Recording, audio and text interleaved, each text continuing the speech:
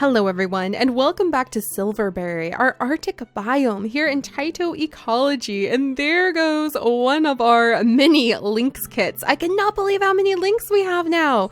Look at this. We've got lynx here. We've got a baby over here. Oh, it looks like it's recently eaten. Oh my gosh, run away, little lemming. Run away! You're going to be a snack if you get too close. Oh my goodness. But it has been 3 months in TYTO Ecology time since we have been into this biome to be able to see what's going on. So let's step up and see from afar how the different populations are faring since we last left off. And already I can tell, adding in a couple territories of a new carnivore predator has definitely shifted what we're seeing here inside of the Arctic biome.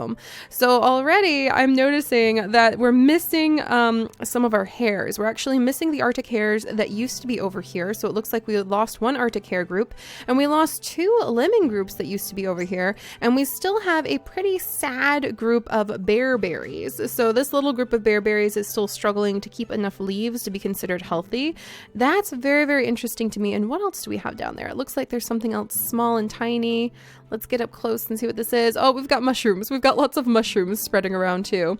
And it looks like we have a lot of small plants starting to spread as they seed. Oh, that's apparently there's a dead lemming hiding under here too. Oh, there it is. Oh my gosh. So the lemmings are starting to be eaten. We have some diamond leaf willows that are starting to spread around. So we're doing pretty good with some of the plants and animals. There's another one of the lynx. 100 weeks until it matures. But the lynx actually reproduce kind of quickly. There's only 5 more weeks. There's 6 juvenile babies. Oh my gosh, no wonder we're starting to run into some population issues. So it looks like, how are the populations? The lemmings are kind of starting to be preyed on pretty intensely. We've got a few juveniles when it comes to the Arctic hares. So it seems like the hares who were in the ermine territory are really the ones that were struggling. And it seems like the ermine really don't have anything other than this one population of lemming left that they can actually prey on. So I think the first thing we're going to need to do is make sure we get those populations of Arctic hares added back in. So we need a lot more Arctic hares than I thought we would. So let's go ahead and we'll add in like three little populations down here. And remember, adding in that many animals can start upsetting the balance of our ecosystem that we have going on in here. What is that? What is this? What is this little symbol? Does this mean he's running for his life? Do we have a lemming who's like fleeing? Is that like the symbol to say, help, I'm running away, I'm being chased by something? Look, that one has that symbol too, and so does that one. I think that's the symbol they get when they're being chased down, because look, now that lemming, oh, oh, look at it. Okay, wait, is it dead now? Are you a dead lemming? No, you're still running for it. And there's a little ermine. Is that a baby? We have baby ermine here now. Oh my gosh. And they're teensy tiny. Are you gonna, oh, it killed this lemming. Wait, no, that's already a dead lemming. Is it coming over to eat some of the meat? Maybe it was coming over to eat some of the meat. It's so tiny. Oh wow, and look at the lynx. Oh wow. Okay, so yeah, you get little symbols over their head to show when they're trying to escape from predators. That is very interesting. All right, well, now we can see there's a lot of life and death threats going on down here. In fact, you can come on. That really helps to be able to see just what's happening to your populations. Did you make it, lemming? Did you manage to escape again? He did!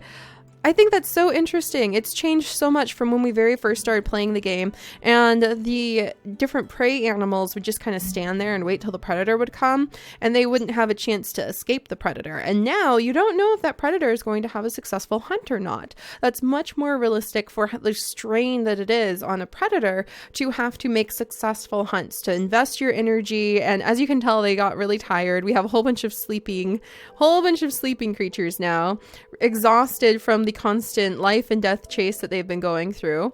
But if any of you have ever seen like a documentary where they talk about the lions on the savannah, then you've heard about that too, about the cheetah that must invest its energy resources in the chase, or should it wait for a better opportunity, and things like that. You know, statistics that they quote at you that say like 9 out of 10 of the hunts that the different carnivores will go on, they will actually miss the prey, and it'll only be that 1 out of 10 where they're successful. And those numbers, you know, they're pretty high. Whoops, didn't mean to pause. That's pretty high. That means you really have to work hard to eat. And, oh, the ermine population, what's happening to it? Ooh, their health is really going down because they're so hungry. Oh, are they going to have enough to eat? They're pretty small themselves. Here's a baby lynx moving around. So I think we may lose our ermine population because they don't really have enough food. So let's double check again just to kind of refresh ourselves on what they would really focus on eating. They like to hunt small mammals at night. When rabbits and the like are scarce, they will instead eat birds, eggs, frogs, fish, and insects. So I think that they should possibly eat the Arctic bumblebee and even the fish that are inside here, but they're not really touching it. So I think if they cannot reach a population of rabbits, they don't seem to be interested. So let's see what it would take to have some healthy populations of Arctic hare so that our other creatures will be able to survive. As far as the Arctic hare go, they look like they're doing okay. I think we just have to add like several groups of them. So let's double check on what they would eat. I'm going to put another group right down here. And then let's go ahead and we're going to see what do the Arctic hare, let's see, primarily focus on eating. Yeah, that's right. Oh, that's right. We were stunned because these ones are the ones that will also eat fish and carrion. They will typically consume mosses, woody plants, including willow, lichens, roots, and seaweed. That's right. So that's actually pretty fun because that means they enjoy the jeweled lichen. So we'll line up some of the jeweled lichen for them. Oh, and then thank you guys so much for reminding me that if I really want to see, and let's put this over here. Oh, the Arctic hare territory is starting to be chased down. They're getting a little bit of a threat, possibly from the ermine. Oh, and we have a low population on a group of lemmings. So we may have to add in some more lemmings. Man, I think we have a little bit of a strain on our tiny little ecosystem already now that we have got so many lynx. I can't believe we have 8. I think we have 8 lynx right now because we have 6 juveniles in this territory. And then we have 1 adult. And then over here we have 1 adult and then 6 juveniles. Just how many lynx do we have? Wait a second. Do we really have like 13 lynx total? Oh my goodness. That's Arctic hare. Either is it asleep or is it dead? It's dead. It's Dunyan rings. All right, let's see. Look at all these baby lynx. They're going to starve if we don't make the forest big enough. We have to make the forest big enough for these big cat or these medium cats or else we're going to lose them. Let's get on it then, you guys. Okay, we're going to put down some of the moss and the lichen. I really am happy because the moss it's just so fun to put rocks down. Rocks that make all of the lemmings and all of the other animals so excited. And then we'll put a lot of cotton grass down. Don't forget, we need to be sprinkling the cotton grass around. And the more we put down, the more it'll start spreading. Of course, we also have to make sure we have some pollinators over here who can help this spread. But the more that it spreads, then the more food there will be for the caribou in the future, since we learned that this cotton grass right here is actually very important food for the caribou. And we are going to work our way up to having caribou. It's just a little tricky. All right, I'm going to start speeding things up and hopefully I won't regret that. And then we'll put some bearberry over here.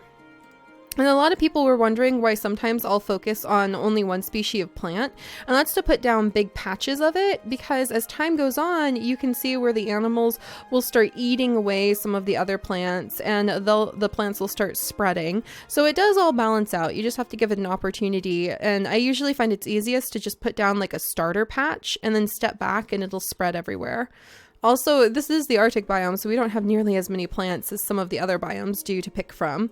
And I think we definitely will be doing the 100-year biome challenge for sure, because so many of you guys were so excited about that. And we are going to be doing it first in the Himalaya biome. And what we'll probably do is I'll let a year pass, and we may even try to make it so that I'll cut and come back later, and then we will have had 2 years pass. Or we could just spend our coins, because I know there's an option somewhere, and I can't remember. Yeah, like here, you can go ahead and you can just keep skipping. So we may end up using that and just like constantly skipping, and all of the other biomes will be gathering up TYTO coins that we can use for the 100-year biome we have. So to build up a lot of TYTO coins in this biome and help us out with the 100-year biome challenge that we're going to have in another biome, we need to get more biodiversity going inside of this area. So let's put the Arctic bumblebee over here. It should survive this time. Oh no, a group of lemmings has died. We lost another group of lemmings, you guys. Oh, and the Arctic hares. So look carefully. It looks like the lynx are focusing a lot on eating tons of lemmings. And it looks like we lost the lemming population that was down here. So our original lemmings have actually vanished. Do we have any predators nearby? I see... Oh, it looks like the last lemming ended up going. Oh my gosh! You guys! Look at the pile of bones! A pile of crinkly bones that is here. Hang on, I want to see how close I can get. Ah! That pile of bones that represents the death of a lot of lemmings. Oh, and a group of Arctic hares just died too. Oh my goodness. Yeah, this is getting kind of intense. I think we need a lot more herbivores. We need a lot more. So let me see. Let's go ahead and put down some more lemmings. I think we are good on plants. So let's start upping the prey population until we start putting a little bit of strain on the plants, I think. We need lemmings. Lemmings everywhere. And let's put in the Arctic ground squirrel to start adding in some more of that higher level biodiversity we were talking about. Is there anybody else? There's not really anybody else herbivore level that I think I'd feel that comfortable with adding in. But what do you guys think about possibly adding the caribou and the moose in a little earlier? And instead of adding in their and letting their populations kind of grow and spread, rather than waiting until we can also have, say, the grizzly bear, the polar bear, and the wolves. I think it makes sense to bring in the prey animals first. So we'll add, I think I would like to add maybe the moose and the caribou. Maybe the caribou, because they can eat the moss. Speaking of moss, it never hurts to sprinkle some more of the lichen everywhere, because apparently, remember when we put it down and all of those lemmings just like dash towards it? It sort of cracked me up. Is this bunny coming over towards it now? Or are you going to keep going? He probably doesn't realize that it's there because we just put it down. All right, let's put some jewel lichen over here. And we're going to put some of the caribou moss over here. And you can see where some of the tiny little plants, the purple saxifrage, has actually spread over this direction. And then, yeah, oh, we lost to that population of, oh no, a group of sphinxes has, oh no, not sphinxes, what the heck, lynxes has, oh, why are they so hungry? Oh my gosh, our lynx population. No, oh no, our lynx population is struggling. I don't want them to struggle. I want them to survive. Oh dear, these ones are doing pretty good. Is it because they have so many babies? They have too many babies. They need more bunnies. We need to start pulling Arctic hares out of our hat. So let's start tossing Arctic hares down, you guys. They're very cheap on energy. So you know what? We're just going to make this happen. We're going to put so many bunnies all over the place and just step back. Oh, another group of Arctic hares just died. So now the question is, my friends, how many groups of Arctic hares does it take to support a breeding population of lynx? That's what we're struggling to balance right now. And we're going to have to just like chuck them down all over the place. Thankfully, they're very, very cheap. I'm beginning to think they were cheap for a reason. I can't believe I just put down that many hares. I'm actually quite worried about that. I'm really worried that that was like way overzealous and I'm going to have major regrets, and I probably need tons of diamond leaf willow all over the place too. What if that's going to put so much strain on the plant resources nearby? But did that, I think that may have saved. Oh, come on, lynx, come on. They're really struggling. Oh, they're starving even though there's food everywhere. Come on, guys. You got to get up and hunt. Look, there's bunnies everywhere now. Really, you guys are kind of gluttonous. Look at them. It's eaten so much. How can you still want more? Oh my gosh. It's coming out on the hunt. Is it going to get the bunny? Oh, the Arctic hare. It's racing against the lynx. Oh, it's so pretty. Gosh, they're so lovely. I hope that they find the food they need. Are you guys both hunting? Oh, it's mom and baby hunting together. Oh, that's so cool. That was one of the most interesting things I've seen yet. Look at his little tail. Oh, I love those animations. All right. And then what's going on down here? You know what? We may have some lynx that are just not really figuring out how to do the hunting. And I wonder if they'll eat the meat points. Like, if this still has a whole bunch of meat points, are they going to eat it? All right, and there's some baby bunnies over here. and there's bones everywhere. Let's put down some more decomposers so that the bones aren't quite as obvious. I think that might be nice. Let's just go ahead and kind of chuck that down. There we go. A little bit of caribou moss to cover up the constant death that's everywhere. Let's add some more diamond leaf willow over here. And some of the little flowers just kind of scattered around. And some of the horsetail maybe around patches of this lichen. That might be nice. All right, and then let's see who has a low population. A group of lemmings has died. Oh boy. Okay, I think we need more things for. I think we need more things for the lynx to eat. The lynx just had so many babies so fast. Let's see. I'm gonna put down some more Arctic bumblebees just because that seems like a semi-decent idea. And I'm gonna go ahead and buy a bit of energy. And let's put some diamond leaf willow in here. So our goal now is really just to make sure that we can keep all of the lynx alive, more or less. I think that's a good rule of thumb. They're not a large carnivore. The ermine are also struggling too. But being able to keep our carnivores alive will probably help us out with all of our ecosystem, because it represents like how many herbivores there are, and we're losing bunnies as fast as we can put them down. I'm really quite concerned about that. I want to make a diamond leaf willow patch right here too, because I think the bunnies enjoy them. So where are we losing? We lost our bunny populations that we put over here. We may need to give them a little bit more space away from, because if we make it so that their territory only sometimes overlaps with the ermine territory, that may really help them out. That may give them a chance to kind of get away from the dangers that they have with all of the other carnivores. In fact, if we do that, then what may happen is we'll have these edge populations that can kind of survive on the edge of the territories of some of the carnivores, breed up, and then they can break off and spread into territory, the carnivore territory, and become nom-non. Oh boy, things are getting pretty interesting, guys. So let's take that idea and put a bunch of lemmings over here, along with a little bit of food for them, with the jewel lichen and whatnot. And we're starting to kind of struggle. Definitely starting to kind of struggle. And I haven't even added anything super big in yet. But I think we will add a couple super big things in next time, so that we can just kind of see what's going to happen. And I might just keep adding Arctic hare populations in at random places, because I feel like it's desperately needed. And then I need to put down maybe some cotton grass over here too. Even getting just a couple plants put down now and then is going to help us out. And another Arctic hare population. Oh man, they're struggling so bad to keep their populations up. It's because the lynx had so many babies. The curse of too many kits. Oh, we already lost one of the juveniles, you guys. That's so sad. Oh boy, but that makes sense. You can't support gigantic populations like that if you don't have enough food. And apparently there's not enough food. Yeah, look at that. There's only one individual in this lemming territory left. Oh my goodness. So let's try putting down a few more lemmings. I think that the ermine were eating them too. There's now a max population of 4 ermine. So the ermine babies, the juveniles, have made it to adulthood. And I wonder how soon until maturity for our lynx. So let's see, 80 weeks until maturity. So 80 weeks before they might break off and establish their own territory and split off into other areas.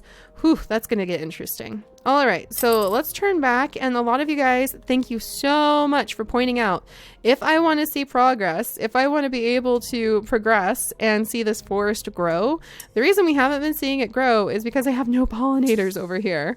So let's get some nice little flowers down here. Some of these teensy little flowers and maybe some of this field horsetail.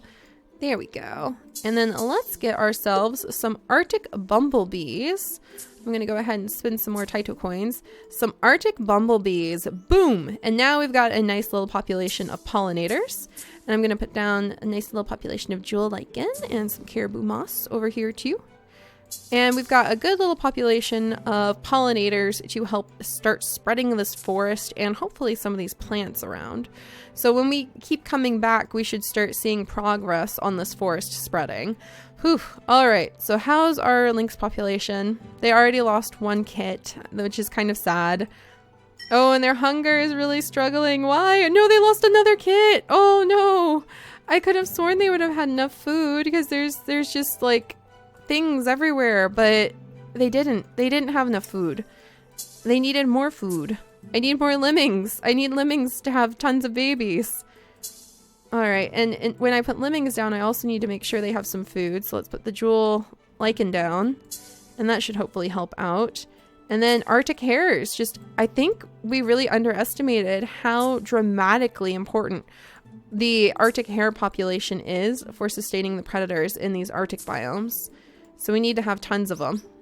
I feel like this is a ridiculous amount of rabbits, and we're going to end up regretting having so many of them at some point, because what if they start eating all of the plant matter just down to the ground?